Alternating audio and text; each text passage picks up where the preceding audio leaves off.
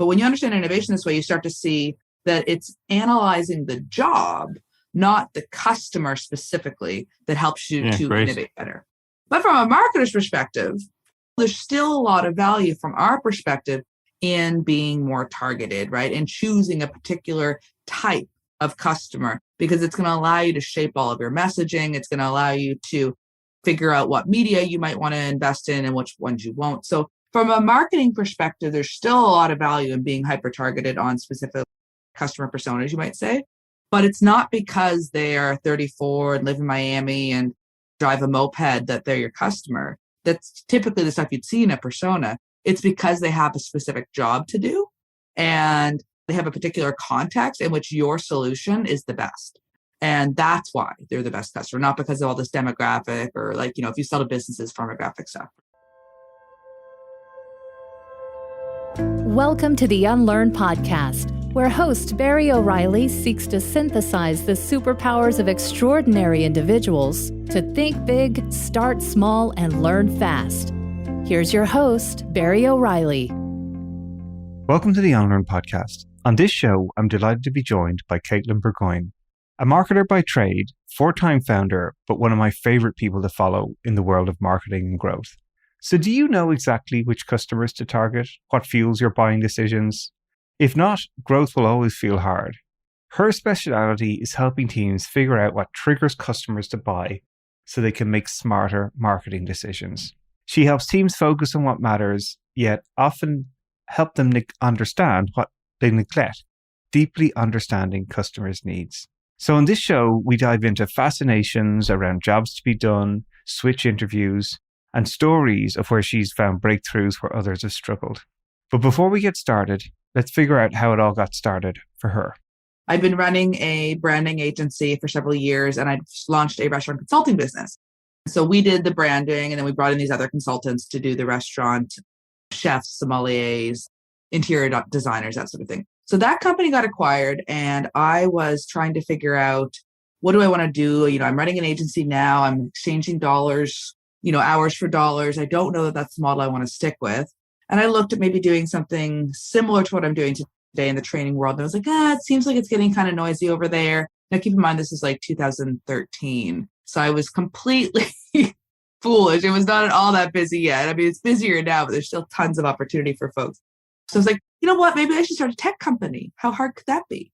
And it turns out very hard. How hard? Very hard is the answer. Very, very hard. It sounds like a good idea. How hard could that be? But what I did in the beginning was I participated in some great accelerator programs that spoke the wisdom of you need to understand your customers, you need to go out and do customer discovery, but didn't give a lot of tactical advice about how to do that. And so thinking I was, doing my homework, checking all the boxes, I went off and I interviewed 300 people leading up to building the product that we ended up building. And in those interviews early on, I started noticing, as I would tell the story and explain what we were building, which, by the way, is not the right way to do customer discovery, which I'll come back to. It's part of my unlearning. The people who seemed to get excited about it and were saying, yeah, like I'm already kind of doing that in this way, but like this platform could help me a lot, they tended to be women. So I said, as a marketer, I know the importance of understanding your audience and being focused on an audience. And I said, well, we'll target women.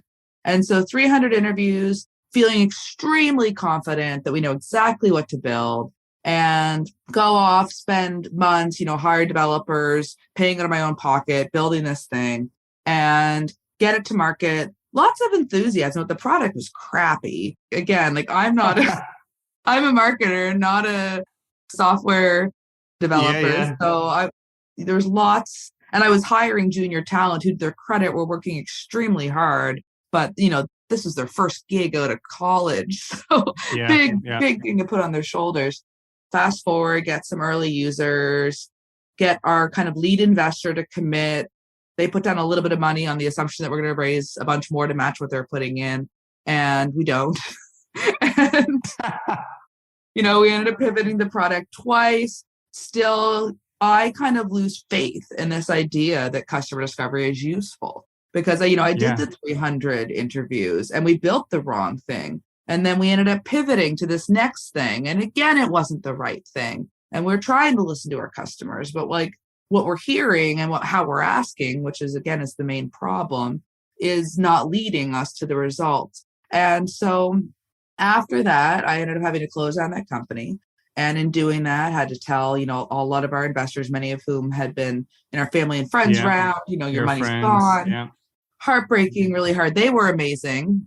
Our lead investor, said, we're opening up a VC role, you should apply. So I was like, okay, I guess they're not as mad as I thought they were going to be.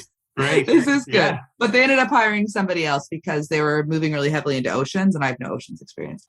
But so along this journey, I had this belief that really, customers don't know what they need and you shouldn't talk to them, or at least you shouldn't talk to them in the way that the, startup people are spouting that you should talk to them. And that, there's got to be another way. And I remember spouting off, Henry Ford apparently said, if I would have asked people what they wanted, they would have said faster horses. For your listeners, he never said that. There's no evidence. Yeah. Steve Jobs, that's another one. Thank you for underlining that one as well. That's a pet peeve of mine as well. People love that one. Another one, Yeah. Steve Jobs would say, he never does market research. People who are against research love to quote Steve Jobs. And then later in Steve Jobs' career, after he'd been pushed out of Apple and brought back in as a CEO, he said another thing. He said that you have to start with the customer's needs and work backwards to the solution. You can't start with the solution, try to figure out where you're going to sell it. I've made that mistake more than anyone, and I have the scars to show it. So Steve, haven't we unlearned, all? Yeah. right? Along his journey. Yeah. Eventually he got there. But I was spouting off these things, believing them to be true. And I was also broke and trying to figure out what I was going to do next. And I had had an agency in the past. I could do marketing consulting work. So I said, okay, I've built this amazing network in the startup community. Even though I don't want to do another startup myself, I could help some folks that are, with their marketing. We were actually really good at that piece. We weren't good at building products people needed, really good at getting people into those products and excited about those products. Yeah, right. Yeah, no, you're fabulous at it. Yeah, we knew with that piece. So happy to have you on the show. Yeah, it's great. So I started working with a bunch of companies.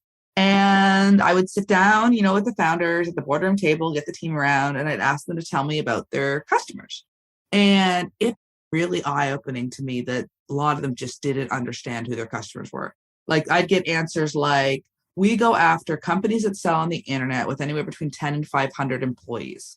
And I was like, what? Like, that's not they were like, our ICP is. And I'm like, that's not an ICP. That's like essentially everyone.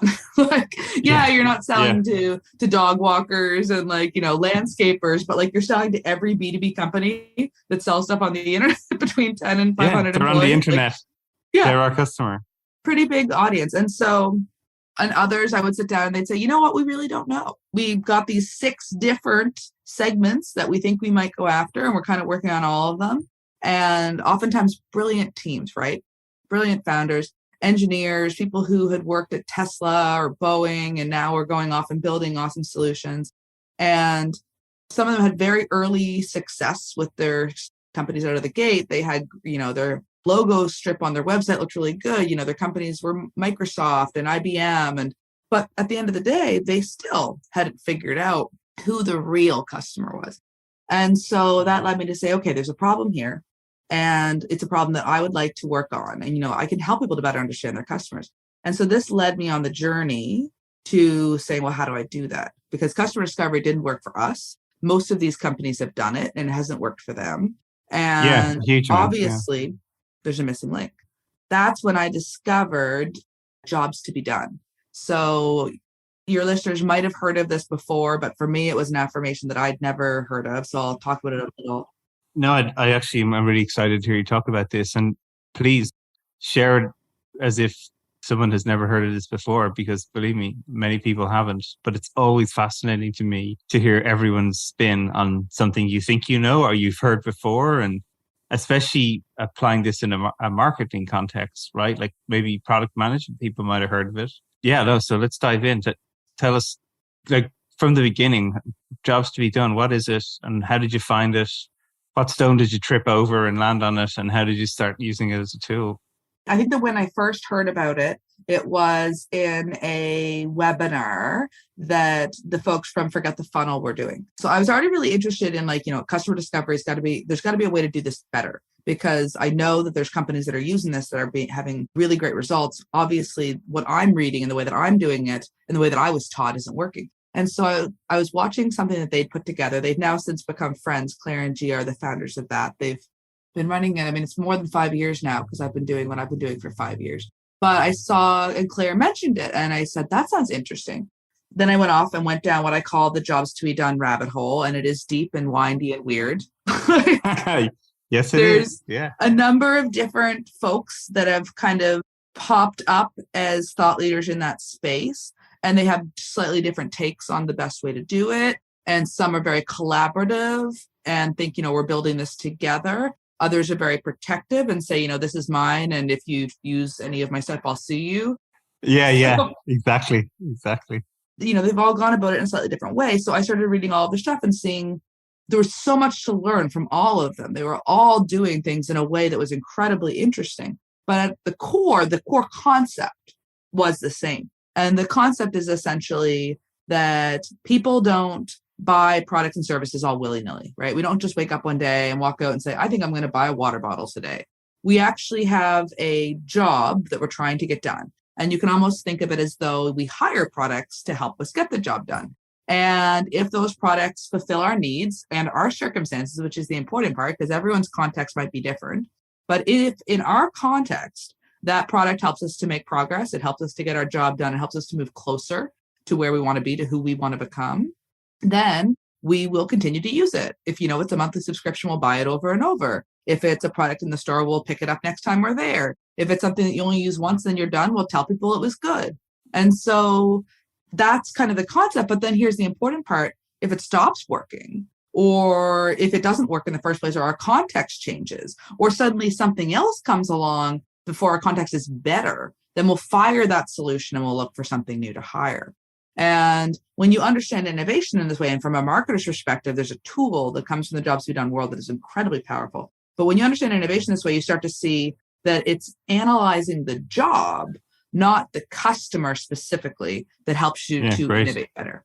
But from a marketer's perspective, there's still a lot of value from our perspective in being more targeted, right? And choosing a particular type of customer, because it's going to allow you to shape all of your messaging. It's going to allow you to figure out what media you might want to invest in and which ones you won't. So from a marketing perspective, there's still a lot of value in being hyper-targeted on specific customer personas, you might say.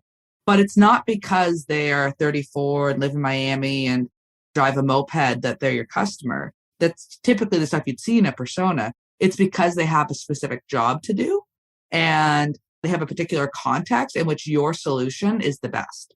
And that's why they're the best customer, not because of all this demographic or if you sell to businesses, firmographic stuff. Brilliant. Yeah. And it's great to hear that type of a definition as well, and really well articulated, because I think people do fall into this trap of defining what they think is a customer. Atypical is they're on the internet and they like to buy cereal for breakfast.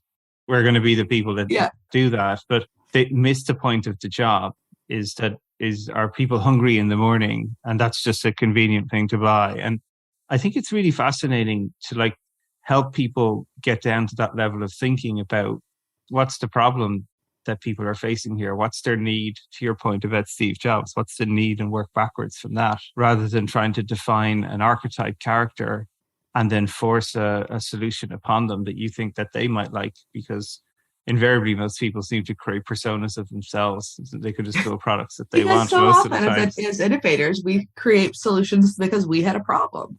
And there's a lot of survivorship bias from companies that did that and won big doing that, right? Because they were their users, they understood them deeply, and they won big doing that. But there's a lot more people on the other end that tried it that way, did not win big doing that. Yeah. There's definitely a lot more that tried and didn't make it than the few that did. I'm with you there for sure. This is part of my whole unlearning. And then I discovered Jobs and the tool that the Jobs, if you start to go down the rabbit hole, there's a number of different practitioners, some of whom are very transparent about their processes, others who are not.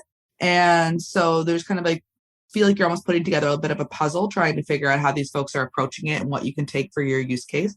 But what's interesting about jobs is that there's a piece of it that works really well, whether you're in marketing, whether you're in sales, whether you're in customer success, whether you're in product. And that is the buyer journey interview or the switch interview. Switch interview. I was hoping you were going to say that. Yeah. Bob Moesta he is a amazing mentor of mine, and this is something I learned from him. I've watched him.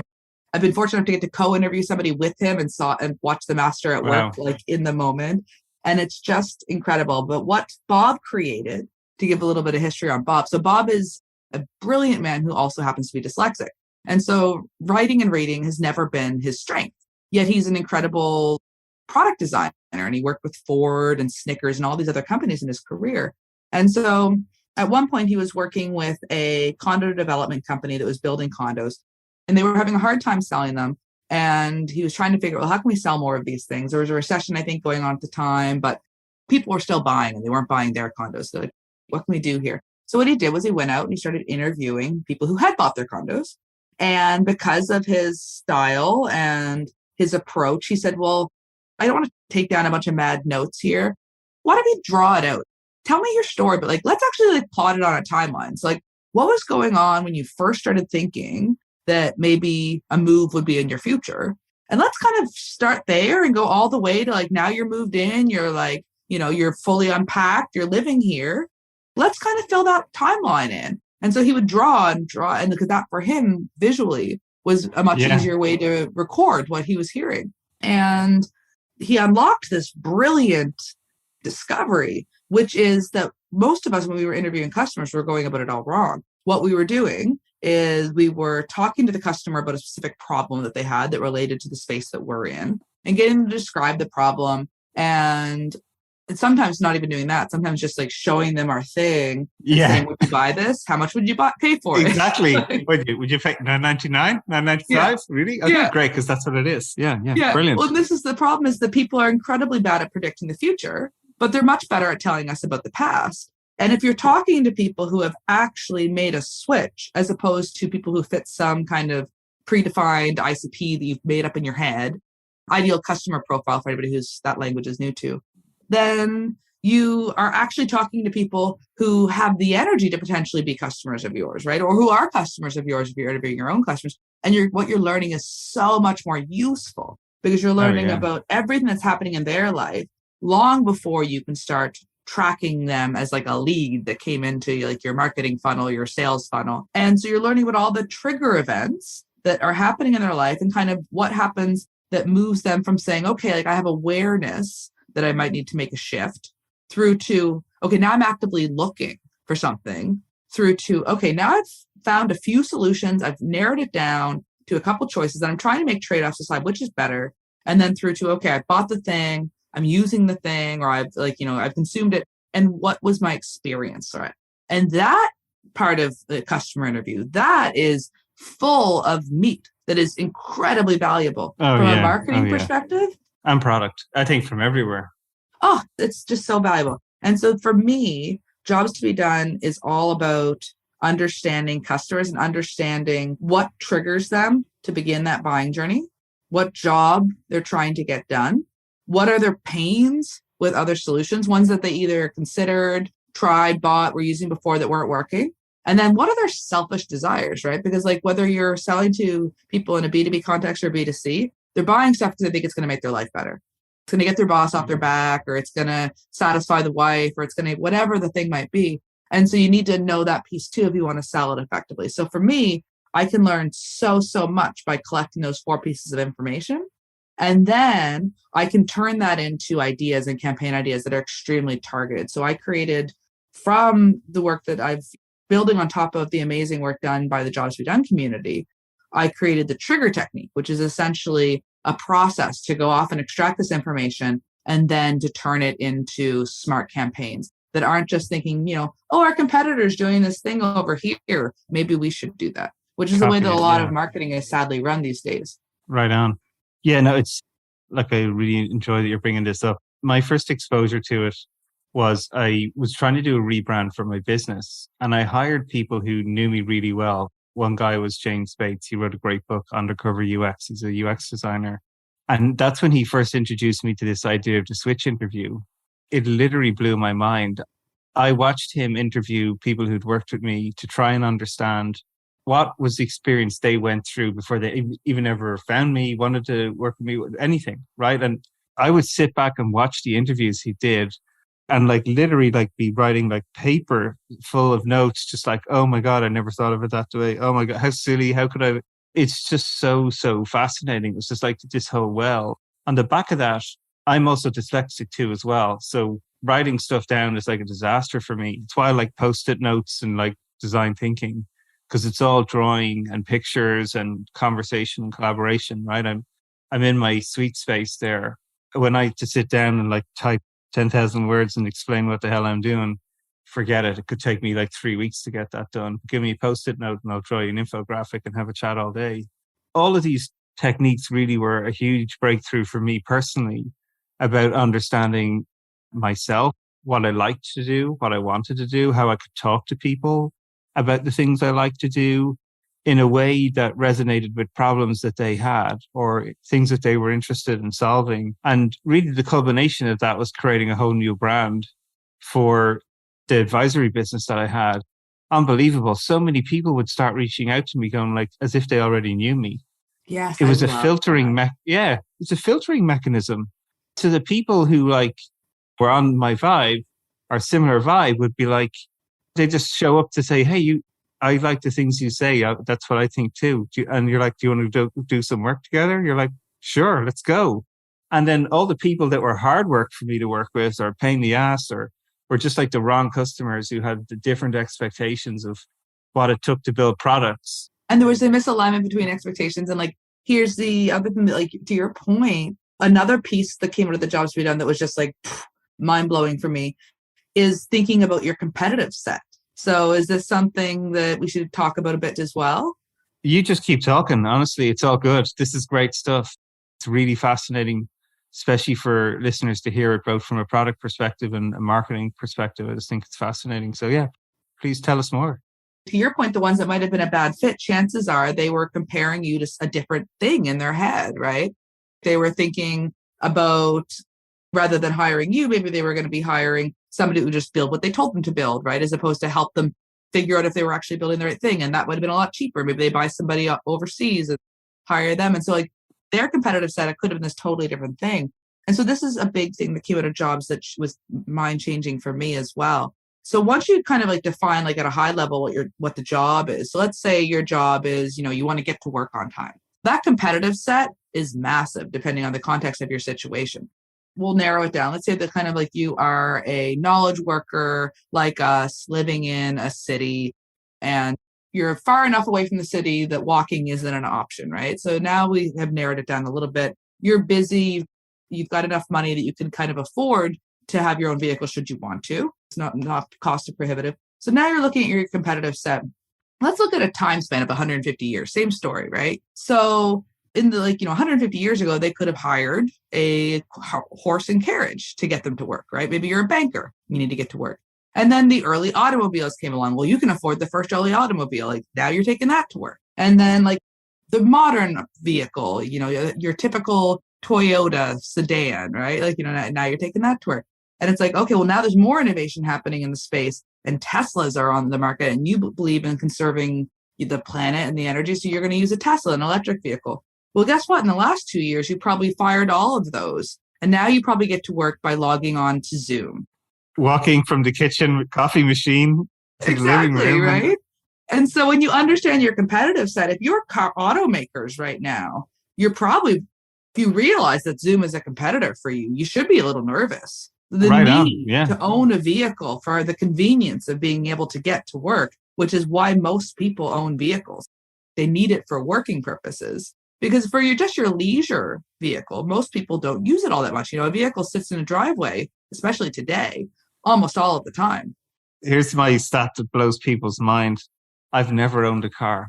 I literally have never owned a car. And for you listening on who know that I have a face for radio, I'm well into this game now. I'm no spring chicken anymore. So it blows people's mind. I remember because we lived in America I would say to people, no, I don't own a car. The only time I would get a car is I would hire it to go away, hire it for weekend trips or get out of the city.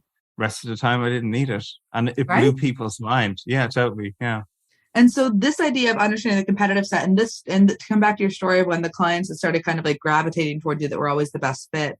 April Dunford is another person that, like me, fell she's down the amazing. jobs to be done rabbit hole. Amazing marketer, and her specialty is positioning. And a huge piece of the exercise that she walks through teams with is she gets them all together in a room and she basically asks them, what are the alternative solutions people could use if you don't exist? Let's pretend there's a world where your product doesn't exist. What else are people using? And at first, of course, they'll talk about the regular suspects, which might be what they perceive to be their direct competitors. Like if you're talking to the team at QuickBooks, they might say something like FreshBooks or Sage or Wave accounting. Like those, that would be what they say. But then you go, okay, but what if they're not using those either? Oh, okay, well, they're probably using Excel or Google Sheets or, handwriting invoices or using a payroll company. And so you start to get into these layers of who your real competition is. And when you understand the job, it allows you to see your solution in a really innovative way. A company that I think is doing this really cleverly right now is ConvertKit. So ConvertKit is an email. Are you familiar with them? Yeah, I had to go through the pain. I think I even asked you at one point, what was the best email provider? Because I did MailChimp and had to bin that and whatever. I've been through every one of them, but ConvertKit was one on the list to look at. Switching from one to another is a big pain point. And so I recently made the switch to ConvertKit, and they have an amazing concierge service that if you have a list of a certain size, they need to know you're serious about emailing. They'll actually do all the kind of work for you. And it's still work on your end, but it's much less because they're doing a lot of it for you. But the service that I was using previous to that, they actually built a second product. So they had like version 1 of our product and version 2, and they are like super promoting version 2. They're like, you got to get on version 2. It's going to cost a little bit more, but it's going to have all these different things. And I said, well, how do I start using version 2? They said, oh, you have to migrate everything over there. Like you have to, I'm like, so I have to rebuild everything in your new product. Like none of my other stuff can just get sucked in. And like, no, we don't have that yet. I'm like, you're nuts. You think like, yeah, new people will use version 2. But like, why would any of your core customers who have spent all this time building out email nurture sequences and setting up lists and tagging and segmenting, there's a lot that goes into email. Why would any of them manually go and do all of that for a marginally better product? Like you're incredibly insane. So I had no intention of moving over to version 2 until at some point I assumed they would make it click the button and migrate. But I also wasn't, planning to move to ConvertKit. I was aware of ConvertKit. I'd heard great things about ConvertKit, but I was satisfied enough with where I was. And what to me led to the switch was ConvertKit doesn't really think of itself as an email marketing software. ConvertKit thinks of itself as a platform that helps creators make a living creating. And so email is a piece of that. They also have, landing pages. You can take payments through the product. There's a bunch of different features that if you're thinking about yourself as purely email software, don't make sense. But if you're thinking of yourself as an all-in-one solution for creators, people who are creating online courses, people who are building, membership communities that are paid, people that have a paid newsletter, there's a bunch of tools in there that are really valuable for those folks. And then they announced one that is a game changer for the creator industry because they know the job they're trying to get done. Again, helping creators make a living creating. They announced the sponsor network. Essentially, they will become an agency. It will go between brands that want to work with creators and creators that want to work with brands. They'll do all the heavy lifting of finding the brands, getting, their submissions for ads to go in newsletters, and they're only going to take 25% to do that for you. So suddenly I was like, oh my God, well, I've got this newsletter that I've been working on monetizing myself. Dealing with sponsorships is, not the worst thing in the world. Very time consuming. And I hadn't gotten to the stage where I had like inflow of demand. Like I don't have a salesperson who's out there trying to sell the sponsorships. I remember listening to a podcast with the founder of The Hustle, which was a newsletter that had grown really quickly, ended up getting acquired by HubSpot for $20 million. He said on his staff, he had 3 writers and 25 salespeople. Finding sponsors and going through all the back and forth and negotiating, that takes a lot of work. And I'm just this one little person trying to do it all on my own. So when ConvertKit said, we're doing this thing, and you can be one of the early creators as part of this product. I was like, hell yes. And so with the announcement of that, take my money, all take my sorts money. of creators moving over, right? Creators are coming in droves now. But if they were thinking of themselves as email marketing software, that part of the solution doesn't need to exist, because why would that even come into their mind? But they don't think of themselves that way. They think of themselves in the job. The job is creators are trying to earn a living with their work. And that opens up a whole bunch of opportunities. Yeah, no, it's a fabulous example, right? And even just like talk about the solution set then that they end up with, it's actually so targeted for people who have that problem, that creator, all the things that they would love to have in a business, but they can never find that in one tool. Sure as hell can't do that in a MailChimp. Sure as hell can't do that in a typical email provider. Totally, right? Like MailChimp suffered from not being super targeted. Like when ConvertKit came out, they're like, we're going to be hyper targeted on creators. And people thought initially they were going to limit themselves. But Nathan, the founder, was like, I see that this is going to be a space that's just going to keep growing. So even while the audience might be this big now, I think in 5 years, it'll be this big. And then in 10 years, it'll be this big. Whereas MailChimp, which we were using, they are proud about the fact that anybody from like, a one person, small business up to multi-million-dollar companies are using them. Well, what does that mean for the product, right? Because those people have very different needs. Totally right. And their product is, I always feel like they sort of iterated themselves out of product market fit about 5 times. It's like the product looked like it was going in the right direction, but no, we're going to go back and iterate out of it. And it's just a fascinating, interesting tool. But ConvertKit, again, was one of these ones I always thought was really fascinating, as you said, for creators. It just had so many tools that people in that domain needed to just get their courses booked in, get people locked into memberships, like super easy and convenient and really well targeted, as you say, and delivered for people with that type of problem set. So yeah, no, really, really great example. And yeah, it's always fun to wind up MailChimp. So who doesn't like winding them up whenever you get a chance? These are great sort of tools that I really love hearing you talk about, Katelyn, but not only from a product development point of view, but from a marketing point of view. Those different perspectives, I think, is one of my favorite things about great tools is when, they get remixed by salespeople, marketing people, accountants, product developers, you name it, like they can take these tools and sort of get an insight in them. Tell me a little bit more. What have been some, as you look forward now, you're building some fantastic businesses. I love your newsletter. It's amazing. I just think everybody should sign in and get it. So what are you excited about as you look forward? So things have kind of shifted for me in ways that I didn't expect. But one of the wonderful things about understanding buyer journeys and what might make somebody switch is like there's always this trigger event. And for me, that was very much discovering that I was pregnant. And at the time, we were trying, but it had been 3 years of trying and without success. And then finally it clicked. And at the time, my husband was in, thank you. My baby is now 14 months old. So a little bit of time has passed.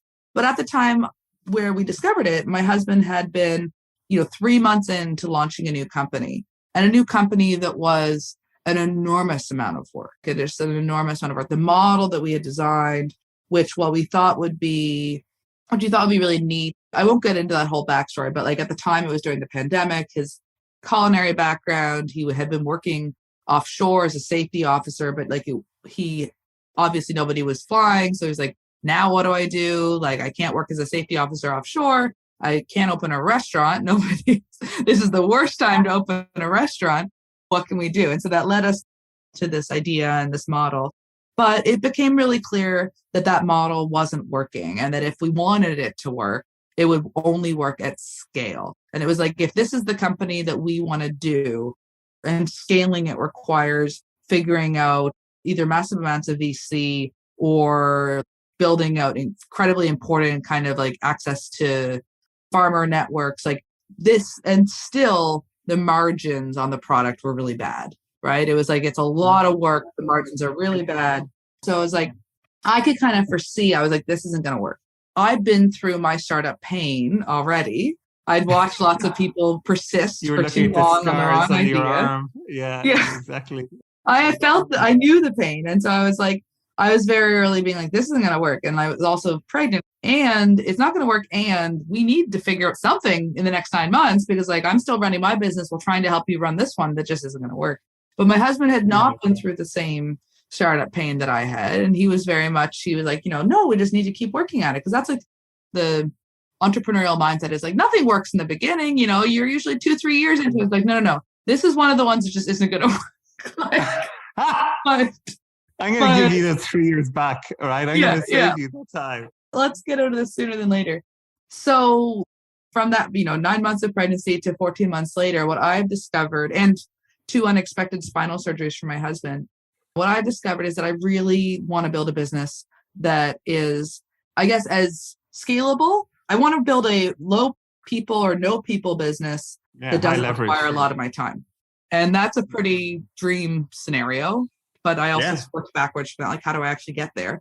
And what I'm doing now is I'm actually taking Why We Buy. You mentioned my newsletter. I'm going to be building that out into a media company. So that's my focus now. I'm still doing training when, I've got incredible content that if somebody wants to hire me to do the content I have, I'll absolutely do it because it doesn't take any extra effort. I just show up and have a lot of fun training and then go back to my day. Yeah. But I'm not doing any consulting. I'm not taking on any kind of exchange your time for dollars scenarios. I'm just focused on building out Why We Buy as a media company and doing it with an amazing team of contractors as opposed to individual employees. So that's kind of like, talk to me in a year if it's working, but that's my focus.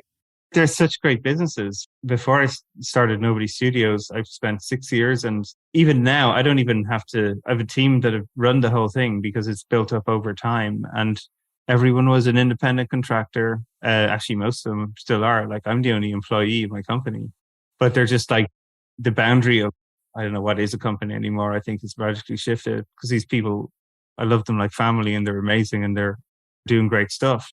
One of the things I think that business affords you is time to like really choose the things that you enjoy, and it shows up in your work so much. It's funny, you mentioned like when I did the Switch interviews, one of the things that came out of it was these like 6 statements of signs you're a good fit to work with me. They were like 6 statements, and I swear every time somebody ever gets in touch with me, the first thing that they mention is, I read these 6 statements about signs you'd be a good fit. So good.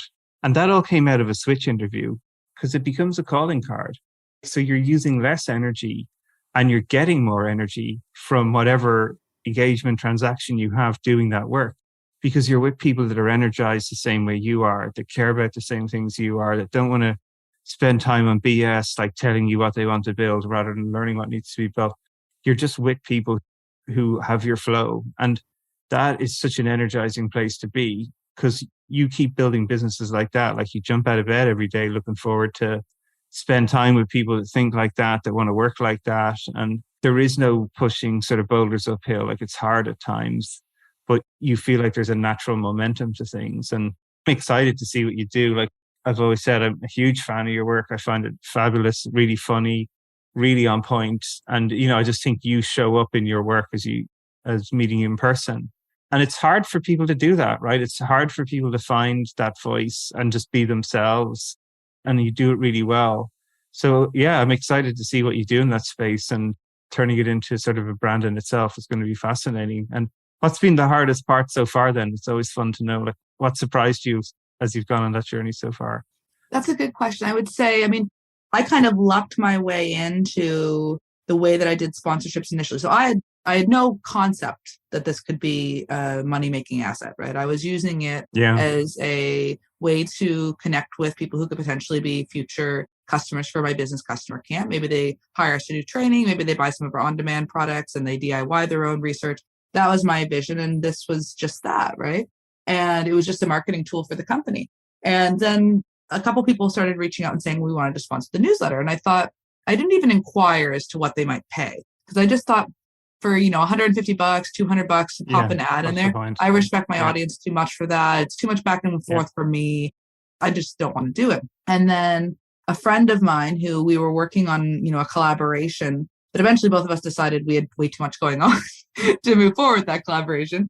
He'd done it a little bit differently. He had found 4 sponsors. He got them to commit for a year. They each paid a sizable amount. And it basically allowed him to get paid to write his newsletter, which was nice because he'd been writing it for free before, again, as a marketing tool for his company. And because those partnerships were a lot, and the amount he had charged for me I was like, whoa, like that's meaningful because you don't have a huge list either. Neither did I. Both of us were under 10,000 at the time. Then I said, maybe I should reply to some of these people who are asking me about sponsorship and pitch them on doing something bigger. So I'd say that I got really lucky. I decided to do quarterly sponsorship package instead of an annual one, which I'm really grateful that I did because, well, I was looking at him and thinking, wow, that's a lot more money than I expected.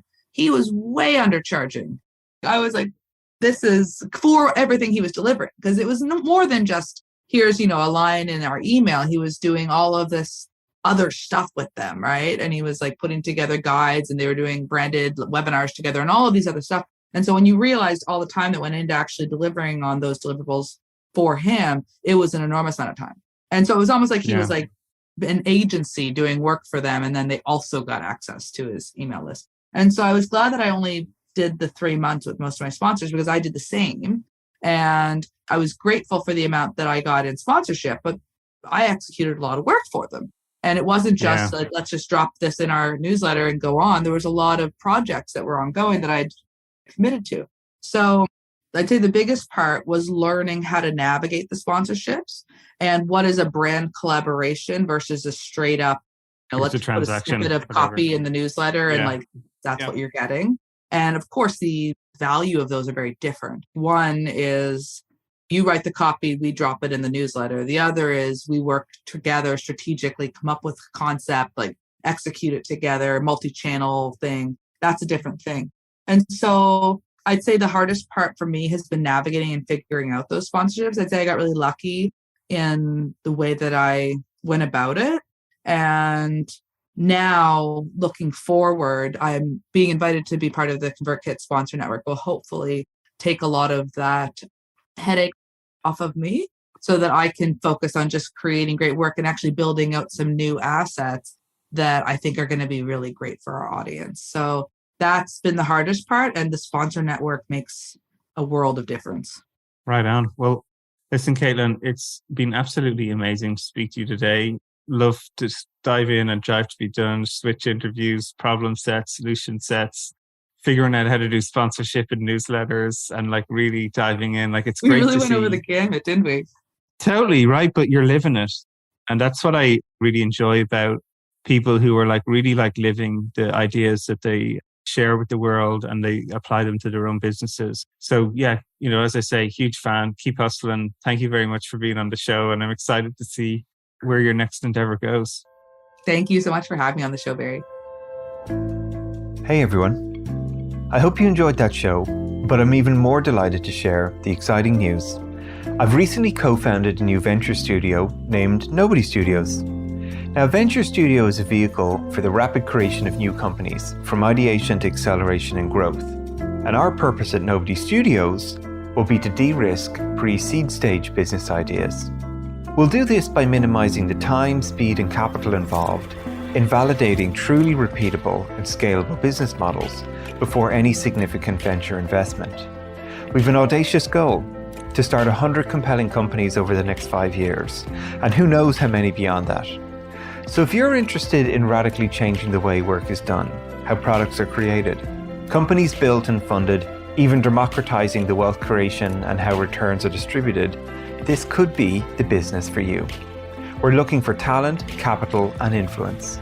If you wish to contribute any or all of these, just get in touch. You can follow us on nobodystudios.com, on our LinkedIn page, all the social media accounts, or simply my newsletters and what I'm sharing. We'll be launching a truly innovative crowdfunding campaign, and I'd be honored if you'd be willing to join us on this journey and become